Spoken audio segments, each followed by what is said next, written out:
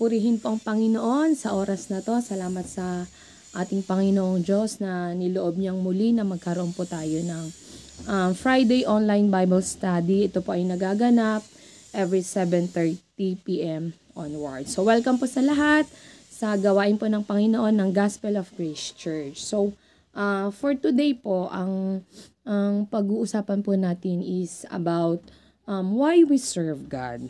Bakit nga ba natin pinaglilingkuran yung Panginoon? So before we start, manalangin po muna tayo. Samahan niyo po ako mga kapatid sa isang maiksing panalangin. Yes, Lord, Father God, Hallelujah Jesus, we thank you Lord for today, Panginoon, na minsan pa, O Diyos, binigyan niyo po kaming muli, Panginoon, ng pagkakataon, O Lord, na makapakinig ninyo mga salita. Dalangin po namin, O Diyos, na patuloy po itong matanim sa matabang lupa, Panginoon, upang hindi lang po namin napakinggan, bagkos, maisagawa po namin sa aming buhay, may apply po namin, Panginoon, sa aming pamumuhay. At patuloy po, Panginoon, na ang pananampalataya namin ay kayo po ang magpalagaw. Salamat po, Ama. Patuloy po namin itinataas ang kapurihan, ang kaluwalhatian sa inyong pangalan, sa inyong bugtong na anak na sa Jesucristo na aming Panginoon. Amen and amen. Minsan pa po, mapagpalang araw po sa ating lahat. At gaya nga po ng sabi ko kanina, ang pag-uusapan po natin for today is about why we serve God. Bakit nga ba natin pinaglilingkuran ng Panginoon? So, personally masasabi ko po na ako bilang isang Kristiyanong nakakilala sa Diyos, the moment na naranasan ko yung kabutihan ng Panginoon sa buhay ko, talagang naroon yung desire, yung pagnanais na makapagbalik sa Kanya ng papurit, pasasalamat. And serving God gives me strength.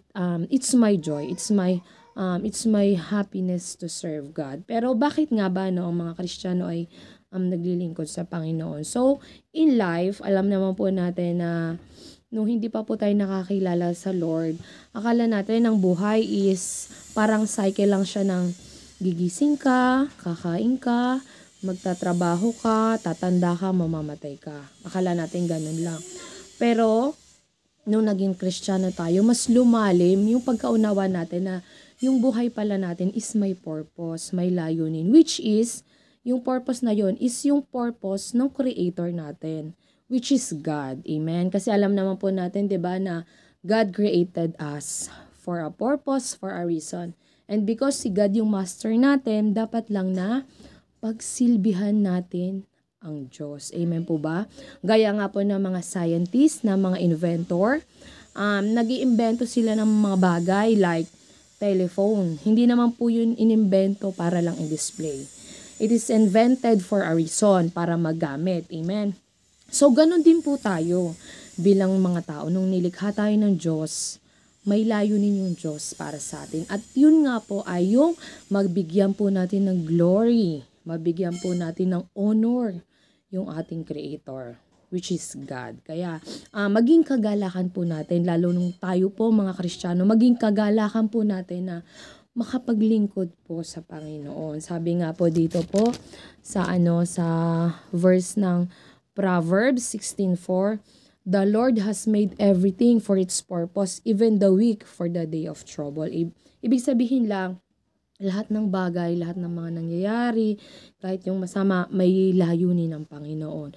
And it's all for God's reason. May dahilan ng Diyos, may purpose ang Diyos. And kung mababasa nyo po sa Bible, may mga example po doon na kwento, katulad na lang po sa buhay po ni Joseph, na kung saan kahit grabe yung nangyari sa life niya, benenta siya ng mga kapatid niya, nakulong siya sa kung ano man dahilan na hindi niya nagawa. Pero naunawaan niya, dahil din sa pananampalataya niya sa Diyos, na may dahilan pala yung Panginoon. Amen. Kung bakit naranasan niya yung ganong mga pangyayari sa buhay, na niloob pala talaga yun ng Panginoon para maging blessing siya sa kanyang buong pamilya, na nung nagkaroon nga po ng tag-unos wala na pong ibang mapagkunan ng pagkain yung kanyang ama at saka mga kapatid. Tapos lumapit po sa kanya na hindi po nila alam na si Joseph po pala yun. At doon niya po naintindihan na grabe pala yung plano ng Panginoon sa buhay niya. Pero kahit ganun yung nangyari, kahit naranasan niya yung mga ganung bagay, yung mga paghihirap, hindi po siya nagalit sa Lord. Nandun pa rin po yung joy, nandun pa rin yung pananampalataya niya sa Panginoon. Na ganun din po, no, sa buhay po ng ni Apostol Paul, na kung saan, alam naman po nating nakulong po siya, di ba po? Pero nandun pa rin yung joy, hindi po yun nawala. Sa kanya nandun pa rin yung pananampalataya. Kasi Paul knows that God cares for him, na hindi siya pababayaan ng Panginoon. Kaya nga po sabi niya po doon sa Philippians, no? Sabi niya sa Filipos,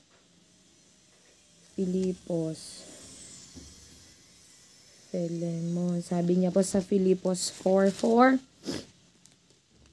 magalak kayong lagi sa Panginoon. Inuulit ko, magalak kayo. Amen. Yun po yung laging bilin niya sa atin. Sa kahit na anong pagsubok, pangyayari, pagkakataon, lagi po tayong magalak sa Panginoon sapagkat alam naman po natin na hindi po tayo pababayaan ng Panginoon. And we serve God because we love God. And if we love God, ibig sabihin, nandun yung joy sa heart natin. Gaya po ng isang nanay na pinaglilingkuran yung kanyang pamilya, na inaasikaso, iniintindi yung kanyang mga anak, nagtitiis, nagtsatsaga, ganun din po sa mga head of the family, sa mga father. Kaya po nila nagagawang magsakripisyo dahil yung po yung kagalakan nila, yung makapagsilbi sa kanilang pamilya. Amen. Kaya sa atin po as Christian, nawa po, ang reason natin kung bakit tayo naglilingkod sa Diyos is yung dahil nandun yung kagalakan sa paglilingkod sa Panginoon. Hindi dahil in return may ibibigay sa iyo yung Lord. Hindi ganon.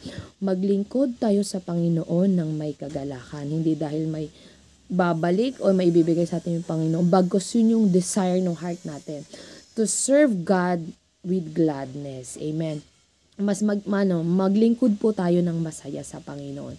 Hindi yung naglilingkod tayo dahil alam nating may benefits in return. Kasi ang tunay pong nakakilala at nagkaroon ng encounter sa Panginoon is, yung makapag-serve sa Panginoon is, it makes us whole. Amen. Yun yung bumubuo ng ating pagkatao.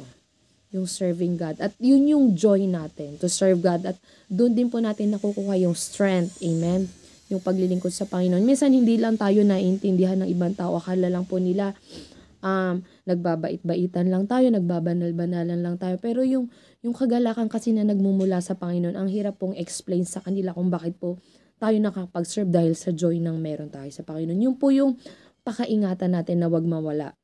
Yung maglingkod sa Panginoon ng may kagalakan. Kasi pag meron kang ganung puso, talaga naman yung paglilingkod mo ay grabe po talaga sa Panginoon. Talagang mararanasan mo yung presensya ng Panginoon. Kaya pakaingatan po natin mga kapatid na serve God with joy, serve God with gladness. Kasi yun yung nagbibigay sa atin ng strength. Yun yung maging reason natin kung bakit tayo naglilingkod sa Panginoon. Praise God po, no? Salamat po sa Panginoon. Bagamat maiksi lang, naniniwala ako na yung Diyos, yung patuloy na mangungusap sa inyo, sa bawat isa sa inyo, upang mas maunawaan nyo pa yung kanyang mga salita. Kaya sa mga nakapakinig po ng salita ng Panginoon, patuloy po kayong i-bless ng Lord. At hanggang dito na lamang po ako. Samahan nyo po ako muli sa isang pangwakas na panalangin.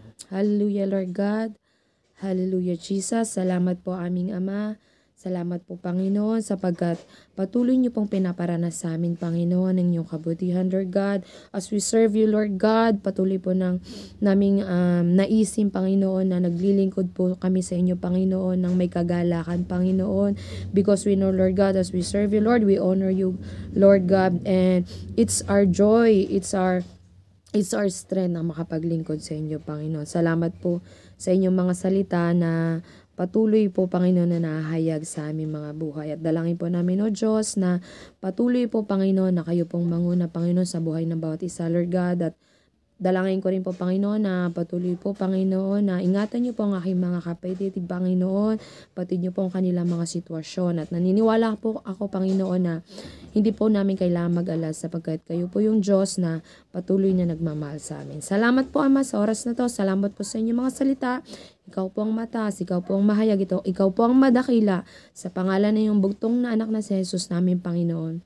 Amen and amen. Mapagpalang araw po sa ating lahat. Glory to God po. Salamat po sa Panginoon.